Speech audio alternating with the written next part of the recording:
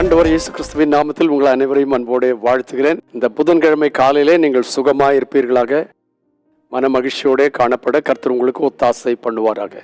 Mark சுவிசேஷம் 4ஆம் அதிகாரத்தில் நாம் வாசிக்கும் பொழுது விதைக்கிறவனை குறித்த ஒரு ஓமையை ஆண்டவராகிய கர்த்தர் சொன்னார். கேளுங்கள், விதைக்கிறவன் ஒருவன் விதைக்க புறப்பட்டான் அப்படி சொல்லிட்டு ஆரம்பிச்சு 8ஆம் வசனத்துல சொல்லும் பொழுது, சில விதை நல்ல நிலத்தில் விழுந்து ஓங்கி வளருகிற பயிராகி ஒன்று 30, ஒன்று 60, ஒன்று 100 பலன் தந்தது. சோ இவன் விதைக்கிற விதையானது எந்த இடத்துல விதைக்கிறான் அதை பொறுத்துதான் அதனுடைய விளைச்சல் இருக்கிறது என்கிறதை நல்ல ஒரு உதாரணமாக இங்கே சொல்கிறது. என்னவென்று கேட்டால், சில விதைகள் வழி அருகே விழுந்தது, ஆகாயத்து பறவைகள் அவைகளை பட்சித்து போட்டது.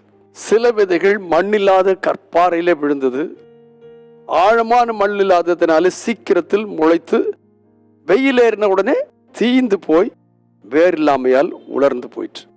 சில விதை முள்ளுள்ள இடங்களிலே விழுந்து முள் வளர்ந்து பலன் கூடாதபடி அதை நெருக்கி போட்டது. கடைசியில் சொல்லியிருக்கிறது, சில விதை நல்ல நிலத்தில் விழுந்து ஓங்கி வளருகிற பயிராகி 30, 60, ஒன்று 100 பலன் தந்தது. இதை குறித்து சீஷர்கள் ஆண்டவராகிய கர்த்தரிடத்தில் பிறகு கேட்டார்கள், ஆண்டவரே இதனுடைய அர்த்தங்கள் தான் என்ன என்று கேட்ட பொழுது ஆண்டவராகிய கர்த்தர் சொன்னார் 15ஆம் வசனத்துல, வசனத்தை கேட்ட உடனே சாத்தான் வந்து அவர்கள் இருதயங்களிலே விதைக்கப்பட்ட விதைகளை எடுத்து போடுகிறான். இவைகள் வழியருகே விதைக்கப்பட்டவர்கள். இன்னொரு கூட்டத்தார் எப்படிப்பட்டவர் என்று கேட்டால், வசனத்தை கேட்ட உடனே சந்தோஷமா ஏற்றுக்கொள்கிறார்கள்.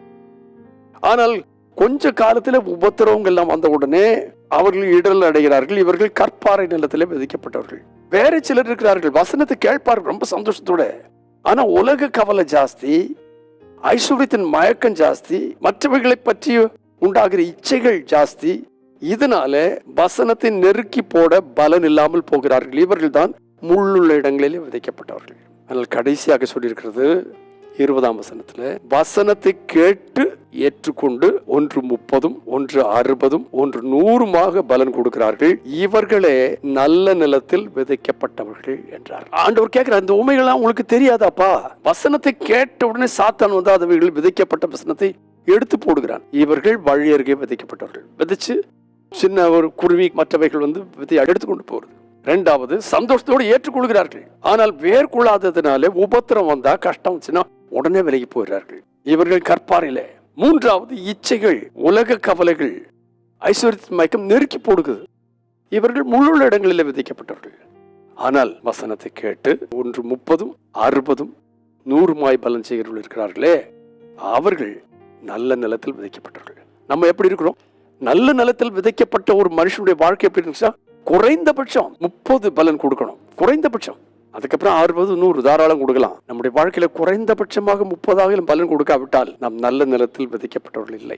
இந்த நாள் காலையில நல்ல நிலத்தில் விதைக்கப்பட்டவர்கள் என்று நம் உணரத்தக்கதாக 30, 60, 100 பலன் கொடுக்க நம்முடைய தேவனாய கர்த்தர் நமக்கு ஒத்தாசை பண்ணுவார். பரிசுத்த பிதாவே, இயேசு கிறிஸ்துவின் அதிகாரம் உள்ள நாமத்தினாலே இன்றைக்கு கேட்ட இந்த வார்த்தையின்படி நாங்கள் கர்த்தாவே வழியருகே விதைக்கப்பட்டவர்களாய் அல்ல, பாறையிலே விதைக்கப்பட்டவர்களாயும் அல்ல, முழு இடங்களிலும் விதைக்கப்பட்டவர்களாய் அல்ல, நல்ல நிலங்களிலே விதைக்கப்பட்டவர்களாய் 30, 60, 100 பலன் செய்ய இதை கேட்கிற அனைவருக்கும் எனக்கு உட்பட ஒத்தாசை பண்ணுவீராக.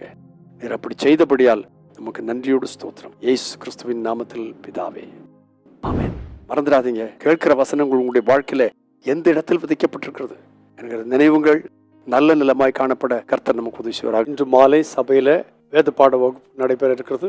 ரோமருக்கு எழுதின நிருபம் இன்றைக்கு தொடர்ச்சியாய் நடத்தப்படும். தக்க சமயத்தில் நீங்கள் கடந்து வரும்படி உங்கள் யாவரையும் நான் அன்போடு அழைக்கிறேன். God bless you abundantly again and again and again and again.